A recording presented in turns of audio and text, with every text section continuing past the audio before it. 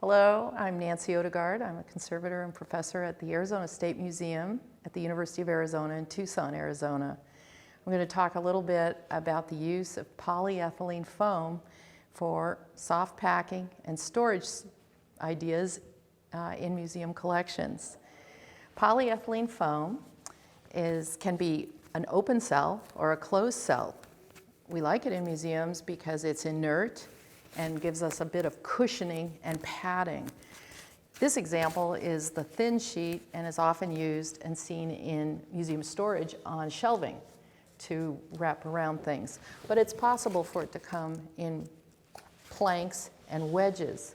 Another use is to have it die cut so that you can make a pot ring to hold vessels that might have a round bottom or are unstable on a shelf.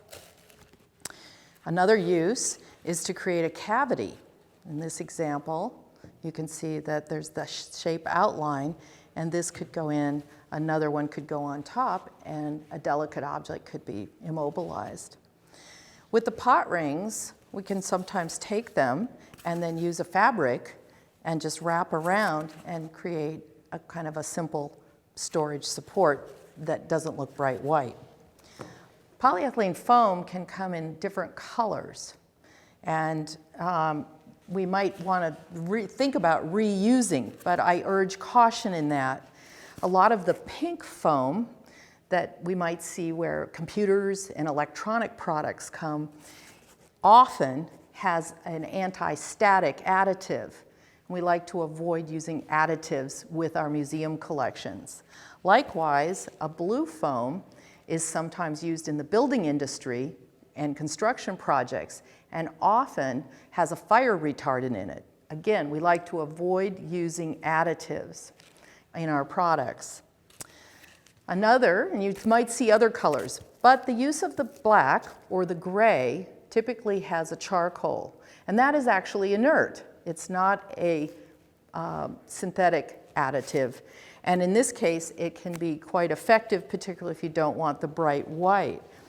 We can cut foam using a knife or a hot wire tool and create shapes that allow us to create supports very easily in collections.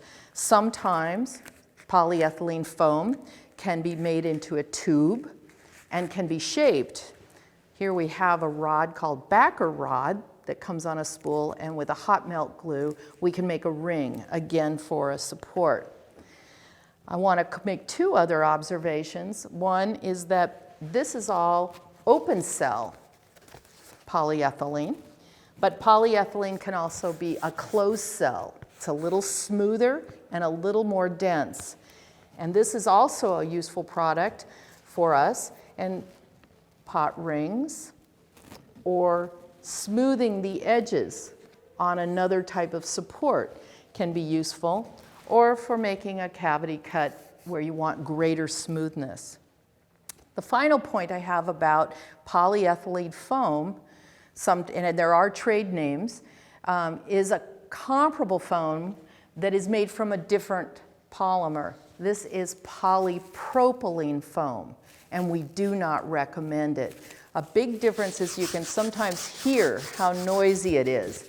But this material is very light sensitive and heat sensitive.